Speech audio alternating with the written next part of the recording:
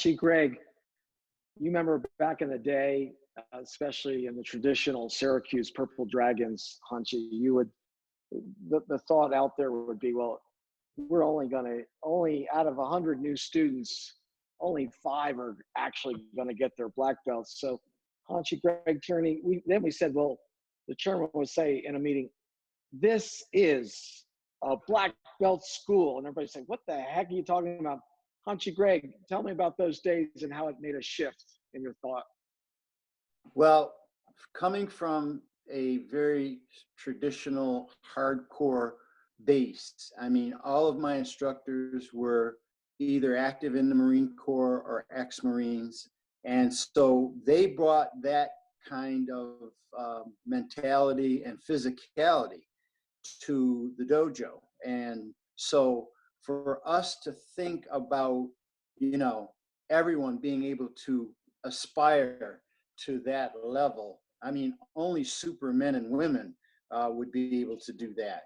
And so when we first heard him say that we are a black belt school, it was like, no, I remember walking into our dojos and there was a sign literally over the door that said, 1 out of every 500 people who walk through these doors will get to be a black belt. And that was like, oh, right. So when you made black belt back then, it was like, you were Superman. But what we didn't understand was that black belt to any individual is their level of achievement, accomplishment, and dedication. And as a result, when we started to say, all right, well, we're going to try and get everybody to black belt, we still had very strong standards, very, very rough standards. I can remember when Judy came into the dojo, she was one of the only women to even practice martial arts, and she was the first woman to make black belt in Syracuse. And I can tell you right now, I remember when she was testing and her older brother came to the test. And during the test, he got so upset that he was ready to walk out on the mat and challenge people. But we said, no, it's okay. This is what we do and how we do it. But what Mr. C was saying was, we don't have to be like that, because everybody's black belt level is based on them, not necessarily a standard that you set. And so when I remember distinctly when we put the sign up in the dojo that we are a black belt school. But the analogy that he broke it down to made sense. He said, going to black belt is like going to college. He said, you have your freshman, your sophomore, your junior, and your senior. And the freshmen, those are your white and yellow belts. And then your sophomores, those are your purple belts and maybe green belts. Your juniors are brown belts. Your seniors are black belts. And then from black belt, you go to 2nd degree, 3rd degree.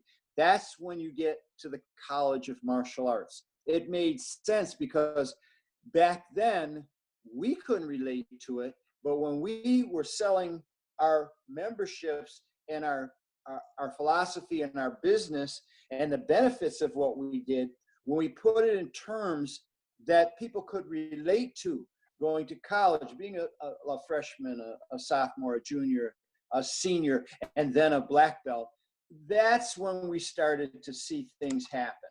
The other thing that was obvious to us was the fact that I know in our system, it would take a minimum of 3 to 6 years to make black belt. And I can remember like it was yesterday when he said, we're going to start offering a black belt club membership. And I said, oh boy, nobody's going to sign up for 3 years. Well, guess what? It took off like wildfire. Everybody wanted to be in the black belt club, not just because it was a 3-year membership, but because he had created a system that told people, these are the benefits. This is the value of what we're doing. And this is why you should be honored to take the privilege of being in the Black Belt Club. We didn't have to sell it. It was a privilege.